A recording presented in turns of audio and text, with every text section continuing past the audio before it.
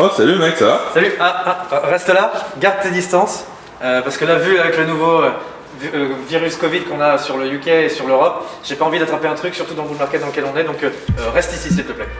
Non mais tu déconnes, tu vas pas faire comme ça l'émission. Puis tu vas la boire comment, t'es bien? Envoie-moi une bière, tu vas voir, j'ai tout prévu. Bon allez, tiens.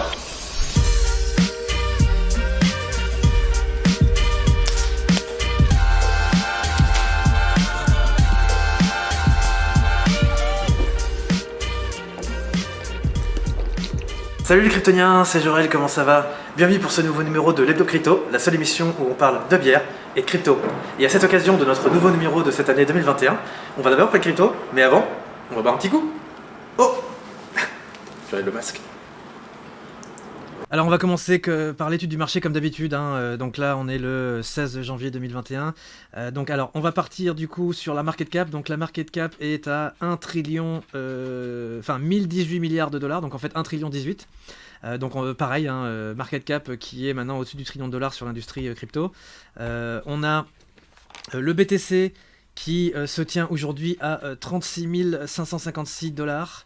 Donc comme vous pouvez le voir en fait le BTC market cap 691 milliards de dollars. Donc le BTC en fait si vous voulez il est en baisse de 8,74% sur les 7 derniers jours et en baisse de 4,86% sur les dernières 24 heures. Sachant que la semaine dernière le BTC était à 39 950. Donc en gros on a perdu à peu près 3000 dollars. Ouais, 3400 dollars sur le prix du BTC. Ensuite on va parler d'Ethereum. Alors sur Ethereum, on a l'Ethereum aujourd'hui qui se tient à 1174 dollars, qui est en baisse de 2,56% sur les 7 derniers jours et en baisse de 2,41% sur les dernières 24 heures. Donc comme vous pouvez le voir, market cap d'Ethereum 135 milliards de dollars. Sachant que la semaine dernière en fait sur Ethereum on était à 1204 dollars. Donc Ethereum en fait est quasiment au même prix, il a perdu 30 dollars par rapport à la semaine dernière. Ensuite on va parler de la market cap total. Alors total market capitalization, donc là en fait on a donc pareil comme je disais 1 trillion 18. La semaine dernière on était à 1 trillion 55. Donc en gros là la market cap a perdu depuis 7 jours à peu près 35 milliards de dollars. Ensuite du côté de la dominance, alors dominance, ici je reprends le graphe de la dominance, donc vous voyez le BTC avec une dominance de 68,27%, sachant que la semaine dernière on était à 70,2%, donc en fait la dominance du BTC a perdu un petit peu. Ensuite on a l'Ethereum qui a une dominance de 13,52%, sachant que la semaine dernière on était à 12,94%. Donc en gros ce qui se passe c'est que vous avez le BTC et l'Ethereum qui perdent des points de dominance, et ça justement c'est quasiment explicable. Parce que vous avez en fait Polkadot qui vient d'arriver en fait au numéro 4 du market cap et qui a maintenant une dominance de 1,22%. Donc en gros vous avez des grosses caps qui commencent à grignoter un petit peu la dominance du BTC et de l'Ethereum et qui commencent à surperformer le Bitcoin, notamment Polkadot. Donc là en fait je vous fais voir, donc vous voyez Polkadot maintenant qui est numéro 4 comme market cap, en hausse de 57% sur les 7 derniers jours et en hausse de 335% sur les dernières 24 heures, et qui se hisse à 14,53$, sachant qu'on était à 3,60$ à l'introduction il y a quelques mois. Donc voilà. Donc là-dessus vous avez des alts qui performent quand même pas mal. Bon, XRP performe pas trop, Litecoin non plus. Vous avez Chainlink qui est maintenant de retour sur les 21,28$. Donc voilà, donc en gros vous avez en fait la dominance du BTC qui s'estompe en fait au profit de grosses caps en fait comme Chainlink et Polkadot. Ensuite, on va parler de Scalpex Index. Alors Scalpex Index, comme vous pouvez le voir, en fait, ici, on a tapé un all-time high en fait à 41 900. Ça, c'était la semaine dernière. Et là, en fait, on vient de retaper en fait la résistance en fait à 40 000. Donc, on est monté à 40 100, il me semble, hier. Et là, on a eu un sell-off hier soir, en fait, donc le Friday sell-off qui a fait descendre le BTC autour de 34 000 dollars. Au niveau de l'open interest, donc comme vous pouvez le voir, en fait, l'open interest a quand même pas mal baissé. Donc là, en fait, on était à 580 millions hier. Et aujourd'hui, en fait, l'open interest est plutôt autour de 539-500 millions de dollars. Et on a le social index qui est toujours en positif. Donc pareil, le sentiment reste bullish. L'order flow, par contre, montre que il y a beaucoup de gens en fait qui sont en train de vendre. Et après, en fait, vous avez vu, le Fear and Greed Index a quand même pas mal dégonflé. En fait, on était à 98, maintenant on est à 84. Donc ça, c'est normal parce qu'il y a eu des grosses liquidations qui ont eu lieu, en fait, notamment le 12 janvier, en fait, quand le BTC est tombé à 30 000. Et là, on a eu pareil, grosse liquidation hier, quand le BTC a dippé à 34 400. Ensuite, on va parler de Ethereum 2.0 Beacon Chain. Alors, comme vous pouvez le voir, pareil, le nombre d'Ethers stackés sur Ethereum 2.0 n'arrête pas d'augmenter. Donc, on a 1 980 000 Ethereum sur la Beacon Chain. Donc, en gros, on a quasiment 2% de la supply totale d'Ethereum qui est stackée. On a 61 000 validateurs actifs et on a 16 000 validateurs qui attendent leur place et leur slot sur le réseau. Donc, vous voyez, hein, pareil, hein, la courbe depuis le 9 janvier arrête pas de monter. Donc de plus en plus de validateurs, de plus en plus d'Ether stackés, le fondamental sur Ethereum 2.0 reste bullish. Donc voilà. Ensuite, on va parler des Bitcoin Treasuries. Donc Bitcoin Treasuries, alors rien d'autre à dire de plus par rapport aux autres semaines qui viennent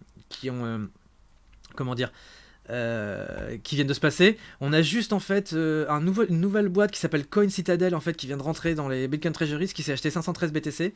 Voilà, donc on a ça. Après, on a BIGG Digital Assets aussi qui s'est acheté 189 BTC. Fortress Blockchain, Nextech, qui sont des nouvelles boîtes en fait, canadiennes.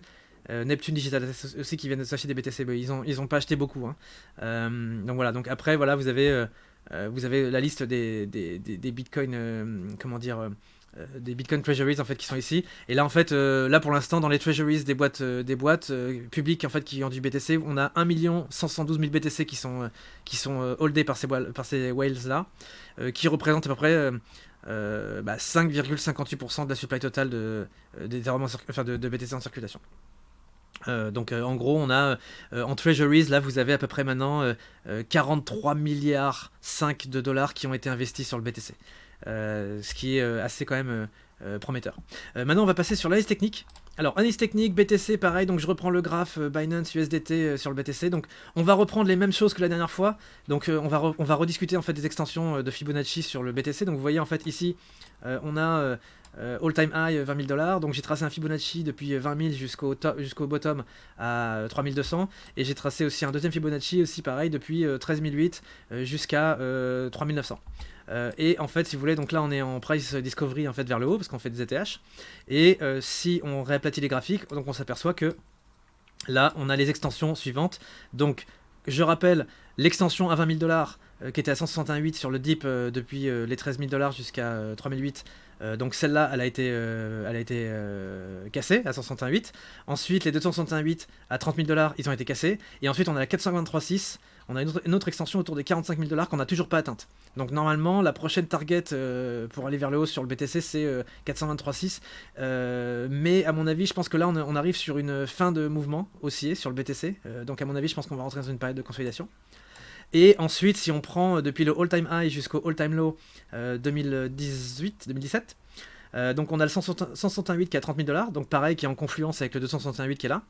On a le 268 qui est à 47 000 $ et qui n'a pas encore d'équivalent par rapport à la vague du Fibonacci qui était tracé de 13 000 jusqu'à 3008. Et ensuite on a le troisième point d'extension qui est à 73 000 $ sur le BTC et qui est à 423.6 en fait par rapport au all-time high à 20 000 jusqu'à 3008. Donc là en gros ce qui se passe c'est que sur les extensions de Fibonacci on a atteint sur ce palier là en fait depuis 13 000 jusqu'à 3008 on a déjà rempli les deux premières extensions. Donc 168 à 20 000 $ ça a été rempli, 268 à 30 000 $ ça a été rempli, et ensuite on a les 423.6 à 45 000 qui sont encore pending. Mais entre les deux vous avez cette extension ici à 361.8 qui se trouve à 39 816. Et en fait ce qui est marrant avec cette extension là c'est qu'en fait elle agit comme une sorte de résistance. Donc là vous voyez en fait j'ai tracé une sorte de droite de résistance ici qui en fait si vous voulez vous montre que en gros sur le BTC là, attendez je vais re-updater la scale, hop voilà, donc vous voyez ici il y a une grosse résistance à 39 449, donc on va dire 40 000. Et là sur le BTC ce qui s'est passé c'est que le BTC est monté à 41 900, ensuite il a dip jusqu'à 30 000, donc là pour faire le bas de la chandelle de cette semaine, et ensuite il est remonté à 40 000 $, et là en fait il est redescendu hier dans la nuit en fait à 34 000, je crois que c'est 34 200, une chose comme ça. Et là en fait le BTC est en train d'évoluer dans un range de trading. Donc en gros si vous voulez là, alors on est dans un range qui est quand même super large. Donc en gros, vous avez la borne haute qui est à 41 938 et vous avez la borne basse qui est à 30 000 $. Donc en gros, vous avez un range ici de 10 000 $. Donc ça, c'est le paradis pour les range traders, hein. Vous avez un range de 10 000 $ en fait qui va se passer. Donc à mon avis, je pense que là, on est sur une zone de consolidation sur le BTC. Donc voilà, quand on est dans un range trading, c'est simple hein, en fait, vous tradez les bornes. Donc là en fait, on a les résistants, enfin on a les supports à 30 000 $ qui tiennent bien. Là en fait, on est dans une sorte de triangle ascendant en fait, enfin de triangle symétrique sur le BTC. Donc en gros là, on a une zone de compression entre 41 900 et 30 000. Et en gros, si vous voulez, là vous avez le cours qui est en train de compresser, qui est en train d'attendre une résolution haussière. Et normalement, la résolution devrait se passer le 19 janvier. Donc en gros, à mon avis, quand les institutionnels vont revenir sur le marché lundi, on devrait avoir en fait un gros move sur le BTC. Et à mon avis, je pense que vu l'extension dans laquelle on est, il y a quand même moyen en fait que le move qui va se passer lundi soit un mouvement qui aille vers le bas. Parce qu'à mon avis, je pense qu'il faut qu'on consolide sur le BTC. Donc à mon avis, je pense qu'il y a quand même moyen que ça reteste les 30 000 $ avant de repartir plus haut. Donc là, en fait, on est dans une zone de consolidation dans cette zone-là. Après, si par exemple le rallye est fini et que on doit retracer, donc normalement pareil, hein, vous avez la zone de longue à 61,8 qui se trouve à 18 000 $. Donc à mon avis, je pense qu'on n'ira pas sur cette zone. Mais à mon avis, je pense que si jamais on doit retracer, et parce qu'on est dans un bull market, il y a quand même des possibilités qu'on retrace entre 27 000, donc qui est le 38,2, et 22 725 $. À mon avis, je pense pas qu'on ira en dessous de 20 000 $ parce qu'en fait, vous avez Michael Saylor de MicroStrategy qui a racheté du BTC quand il y a eu un dip en fait à 22 000 $. Ça, c'est la dernière fois que vous l'avez racheté. Donc, à mon avis, je pense qu'il y a très peu de chances qu'on descende en dessous de ça. Après, bon, tout est possible, hein, mais je pense que là, en fait, on est dans une extension qui est tellement prononcée sur BTC qu'il faut que le marché consolide au moins et horizontalise pour pouvoir aller plus haut en fait par la suite. Ensuite, après, on va regarder le mensuel. Alors sur le mensuel, vous voyez, hein, c'est complètement scandaleux, hein. Vous avez une sorte de Eiffel Tower pattern avec une bougie monstrueuse en fait entre le 1er janvier à 19 000 jusqu'à maintenant à 41 000. Donc en fait, on a une bougie de 20 000 $ sur un mois qui est complètement abusée, sachant que la bougie précédente en fait en décembre était de 13 000 jusqu'à 29 000. Donc en gros là, les deux bougies en fait ont été ont témoigné en fait d'une accélération énorme sur le prix. Et à mon avis, je pense que là, on a atteint une sorte de blow off top à 41 900, donc c'est une sorte de top local. Et normalement, ce qu'il faudrait faire, c'est déjà l'objectif, c'est que les supports tiennent. Donc il faudrait, là on a un support à 23,6. Le support à 23,6 il est à 32 854. C'est marrant parce qu'en fait ce support là, on l'a testé une fois. On a dippé à 30 000, après on a dippé à 32 400, quelque chose comme ça. Donc c'est un bon support en fait ici. Donc là ça correspond à la zone de retracement de 23,6. Donc normalement si on tient ce support, bah, on devrait rebondir dessus. Sachant qu'en fait hier on a rebondi à 34 000 et quelques, 34 200 je crois, un truc comme ça, ou 34 400. Après si on casse vers le bas, normalement l'objectif suivant c'est les 27 000 $. Et il faut aussi bien regarder la MA21, donc la moyenne mobile 21 période, pour vérifier en fait à quel niveau elle se tient, parce qu'il y a aussi dans des bull markets ce qui se passe, c'est que le Bitcoin corrige, et normalement ce qui se passe c'est que le Bitcoin en fait va naturellement se reposer sur la MA21, donc la moyenne mobile 21 période, pour pouvoir repartir vers la hausse. Donc en gros, là pour l'instant, la MA21 elle est quand même super basse. Je crois qu'il me semble elle est autour de 23 000 hein, en ce moment, je crois, ou un truc comme ça. Mais voilà, donc là vous voyez un RSI à 87, MACD complètement dans l'espace. Voilà, là on est je pense sur une zone d'extension assez énorme, et je pense que le marché doit reprendre son souffle avant d'aller plus haut. Ensuite on va parler d'analyse technique sur Ethereum. Alors Ethereum c'est un peu différent parce qu'on n'a toujours pas pété le all-time high. Donc pareil, je reprends les extensions de Fibonacci sur Ethereum. Donc vous voyez ici all-time high, j'ai tracé un Fibo depuis 1440 jusqu'à 86, et j'ai tracé un deuxième Fibo sur le deuxième pump en fait de juin 2019 de 363 jusqu'à 86 aussi. Donc là en fait si on regarde les extensions, alors on prend le dernier run. Donc première extension à 161,8, à 538, on l'a pété, et d'ailleurs c'était un point en fait de rebond. parce qu'en fait ici ce qui était marrant c'est qu'ici on avait une ascending wedge. Donc en fait on avait un biseau ascendant sur Ethereum, et ce biseau ascendant en fait a été break en décembre. On a rebondi dessus en fait à 528 ou 570. Et d'ailleurs c'est pour ça que j'avais dit en fait qu'il fallait acheter d'Ethereum en fait là-dessus, parce que ça ressemblait en fait à un point de rebond avant un gros run. Et donc voilà, donc en fait à 168 on était à 538, donc ça on l'a cassé. 268 l'extension elle est à 821, donc ça aussi pareil on l'a pété.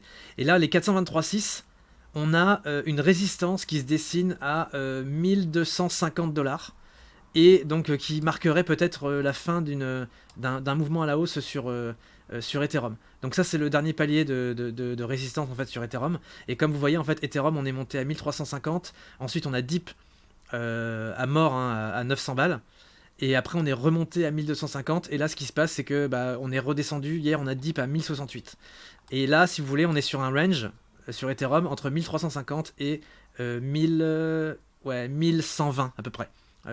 Sachant qu'en fait hier on s'est reposé sur le support à 1120, donc voilà, donc là on est dans un range en fait sur Ethereum. Donc là pareil, stratégie de trader les bornes. Donc en fait vous pouvez longuer à 1120 ou short à 1350, et à mon avis je pense qu'on va consolider sur cette période, enfin sur cette zone, et soit en fait on va s'extraire par le haut et péter la TH, ou alors on va s'extraire par le bas. Et normalement, si on s'extrait par le bas, on devrait aller chercher les 50%. Donc si on va chercher les 50%, ça veut dire qu'on va dipper à 712$. Donc voilà. Après, bon, sur Ethereum, le fondamental est tellement abusé qu'à mon avis, il y a très peu de chances qu'on descende aussi bas. Mais voilà, donc prudence sur Ethereum. Là, on est en surachat. À mon avis, je pense que le marché, il faut qu'il comment dire, se consolide un petit peu. Et il faut voir en fait un petit peu ce qui va se passer, parce que pareil Ethereum est aussi dans un triangle, donc vous avez un triangle symétrique sur Ethereum entre 1350 et 1070 ou 1067, un truc comme ça. Et normalement la résolution aussi devrait arriver lundi, donc en fait il faut voir ce que le marché va faire lundi. À mon avis je pense que là il y a eu un sell-off vendredi, donc il va peut-être y avoir une continuation baissière vendredi après-midi, pendant le week-end, excusez-moi. Donc il faut voir un petit peu ce que le marché va faire. Mais pour l'instant là c'est une no trade zone. Il n'y a pas grand chose à trader en fait sur Ethereum. La volatilité en plus elle est bien redescendue. Là il n'y a quasiment rien à faire. Après vous pouvez tester je pense des trades très peu leveragés pour voir un petit peu dans quel sens on est. Mais là le problème si vous voulez sur Ethereum c'est que on est dans un triangle. Et quand on est dans un triangle, le problème c'est que c'est de la chasse au stop. Donc en fait c'est très difficile de poser des trades. Donc à mon avis je pense que là bon on est toujours haussier hein, au niveau weekly. Donc en gros, la chose la plus intelligente à faire, ce serait de poser des longues en fait sur les bornes basses, avec très peu de levier, pour voir comment ça fonctionne, ou alors attendre la résolution, donc soit le cassage du triangle vers le haut, ou soit le cassage du triangle vers le bas. Mais pour l'instant, là, il y a pas grand chose à dire sur Ethereum. Après, si on reprend les objectifs par rapport au all-time high de 2017, alors... on a les extensions de Fibonacci suivantes. Donc là, pareil, les targets à la hausse hein, sur le long terme sur Ethereum. Donc c'est les 161.8 sont à 2200$. Les 261.8 sont à 3600$. Et les 423.6 sont à 5894$. Sachant qu'à mon avis, moi je pense que sur Ethereum, sur le premier trimestre 2021, il y a des grosses probabilités en fait que Ethereum pète son ATH. Pourquoi ? Parce que souvent ce qui se passe c'est que vous avez le BTC qui performe à mort pendant décembre, et ensuite normalement janvier c'est le mois de l'Ethereum. Donc en gros Ethereum fait un rattrapage sur BTC en fait, et surperforme le BTC en fait en janvier. Donc ça c'est ce qui se passe de manière cyclique. Donc à mon avis je pense que si on casse la TH, et à mon avis ça va arriver dans pas longtemps, voilà, le premier niveau c'est 2300, le deuxième niveau c'est 3600, et le troisième niveau c'est 5000$. Donc ça c'est les targets à mon avis pour fin 2021, fin de bull run on va dire. Mais là pour l'instant on est dans une phase de consolidation. Donc voilà, le but c'est, je pense qu'il faut essayer de rentrer sur des trades très peu leveragés, et attendre de voir dans quel sens le marché évolue. Après ce que vous pouvez faire c'est que si vous voulez faire des tests sur des trades, en fait vous pouvez essayer de faire un trade avec, je sais pas, vous posez un Ether pour voir un petit peu c'est quoi le sens du marché. Et là en fait vous pouvez voir un petit peu au niveau du marché comment ça évolue. Après vous pouvez renforcer votre position dès que vous voyez en fait du rouge, pour pouvoir choper en fait toutes les candles rouges et préparer la nouvelle hausse. Mais à mon avis, le range dans lequel on est, ça peut prendre quand même pas mal de temps. Donc là-dessus, je pense qu'il n'y a pas grand-chose à trader. Il faut juste attendre des confirmations haussières ou baissières sur Ethereum. Sachant que voilà, là, on est dans une parabole. Vous avez le RSI, le MACD qui sont complètement surachetés. Donc voilà, donc là, il faut faire vraiment attention parce que c'est des zones dangereuses. Et là, ouais, vous voyez, l'Ethereum ouais, évolue entre... Ouais, 1350 et puis 1100, 1120. Donc voilà, range trading pour l'instant. Ensuite, on va parler de l'alt de la semaine. Alors l'alt de la semaine, big up aux fans de DeFi, donc Steffel, Malikoum, tous les gens en fait qui kiffent les protocoles DeFi. Donc on va parler de Havland. Alors Havland, en fait, si vous voulez, c'est un protocole de DeFi comme Comp, Yearn Finance, Kusama et ce genre de choses. Donc en fait, Havland, c'est un des plus gros protocoles en fait DeFi qui existe pour le moment. Et en fait, sur Havland, alors le graphe est très très joli. Donc là, j'ai pris le graphe Havland USDT sur Poloniex, parce qu'en fait, c'est là où on a l'historique le plus long sur Havland. Alors en fait, on a commencé en fait le listing le 9 octobre 2020 à 25$. On a fait un premier pump à 63. Ensuite, on a fait un full retrace. Ça c'était en novembre 2020, vous savez, quand toutes les alts se sont cassées la gueule et qu'il y avait des grosses opportunités sur les alts. Et là, ce qui s'est passé, c'est qu'en fait Havland nous fait quelque chose qui est assez intéressant, et c'est super facile à trader en fait Havland, parce que là on est dans un couloir ascendant. Donc vous voyez ici, Havland, couloir ascendant, voilà, bam bam bam bam bam. Et en gros, si vous voulez, ce qui se passe, c'est que ici vous avez Havland qui est, alors en total price discovery, hein, là on est à 171$, on était parti en fait de 25$ en novembre 2020, donc en fait en 2 mois, le token il a pris, il a fait un x6 quasiment. Et en fait, si vous regardez en fait les règles de retracement de Fibonacci sur Havland, c'est assez marrant. Vous voyez ici, première phase, 5 novembre, on est à 25$, on pump jusqu'à 85, retracement 61,8, zone de longue, parfaite, à 49$, ensuite rebond. Deuxième phase de pump, donc de 49 jusqu'à 95, double top à 95, deep où ça, 61,8, zone de longue 70$. Ensuite, on a un retest, donc là vous avez Havland en fait qui a fait un retest ici à 69$ et même qui a dippé un petit peu en dessous à 60$. Donc prochaine zone de longue, donc qui était, ah oui, c'est 78,6 là ici, donc entre 61,8 et 78,6. Ensuite là en fait repump de 60$ jusqu'à 135. Pareil, on fait un top à 135, ensuite gros dip à 61,8, zone à 93$. Et ensuite après envolée de Havland de 93$ jusqu'à 174$. Et ensuite là on a zone de longue, la prochaine qui doit se profiler sur Havland normalement. Ici vous avez une zone de longue à 61,8 qui se trouve, attendez, qui se trouve là. Donc en gros, si jamais Havland doit retracer, normalement il doit retracer à 61,8, donc c'est 68% de Fibonacci, c'est 125, et il doit retracer au maximum vers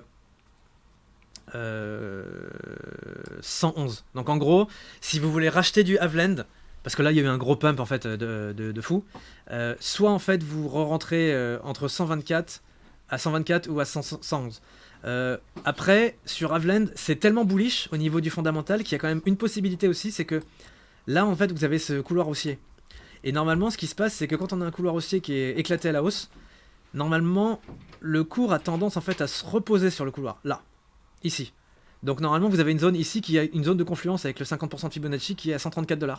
Donc il y a possibilité que Havland fasse ça, donc un retracement à 134. Ensuite un prime AW, donc vous avez ici neckline à 174, et après boum, extraction vers le haut. Donc ça c'est une possibilité sur Havland. Après, sur Havland, alors là je prends le graphe de daily parce qu'en fait on a pas assez d'historique pour faire une analyse en weekly. En weekly c'est pas très beau. Mais si on prend, admettons, les extensions de Fibonacci qui sont ici par rapport au premier listing, donc vous avez Havland là avec le premier pump à 63, et là je vais utiliser les zones d'extension sur Havland. Et vous allez voir qu'en fait ces zones d'extension c'est des zones de short. Et ici vous voyez sur Havland, on a le 161,8 à 87$ qui était une grosse zone de short. Et vous avez ici, on a un test, 2 tests, deep, 3 tests, 4 tests, deep. Grosse zone de short en fait à 161,8, donc c'était à 87$. Ensuite, on avait à 261,8 une deuxième extension de Fibonacci, 123$. 123$, on a fait un test, 2 tests, 3 tests, deep. Donc en fait, on a testé 3 fois cette zone, le 268 de Fibonacci, avant de dipper. Et normalement, la dernière extension pour le fin de ce mouvement haussier, c'est 186 $. Donc normalement, il y a une zone de short à 186 $. Donc sur Avelin, ce qui peut se passer, c'est que la fin du mouvement haussier peut prendre fin, normalement, à entre 187 à 187 $. Là, on est à 171, donc en fait, on est très proche d'une zone de short sur Avelin. Donc il y a moyen, je pense, que Avelin monte jusqu'à ce niveau. On va dire 186 $. Même, j'irais peut-être même jusqu'à dire 200 $. Parce que 200 $, c'est un chiffre rond psychologique, donc en fait ça peut très bien représenter une résistance majeure en fait sur Avelin. Bon, là le mouvement est pas fini, hein. Le mouvement est à 174 $, mais voilà. Donc ça c'est une possibilité sur Avelin. Après vous avez vu, hein, RSI MACD complètement en haut, pas de divergence. RSI à 83, donc on est toujours en fait en surachat massif sur Avelin. Et ce qui se passe, c'est que là vous avez donc cette zone là. Donc admettons, allez, on va partir du principe que le rallye est fini sur Avelin. Donc si jamais le rallye est fini sur cette dernière étape, avec ce dernier pump, normalement, zone de longue, 125 jusqu'à 111. Après, il faut voir ce que le BTC va faire. Moi, je pense qu'à mon avis, ça, c'est conditionnel à l'attitude du BTC. C'est-à-dire que si le BTC fait un gros dip, il y a moyen que Avelin retrace. Et à mon avis, je pense que la première zone, c'est ça, c'est 135. Donc vous avez vu, oblique baissière avec le couloir ascendant, reposage du cours sur le couloir, like 10. Comme ça.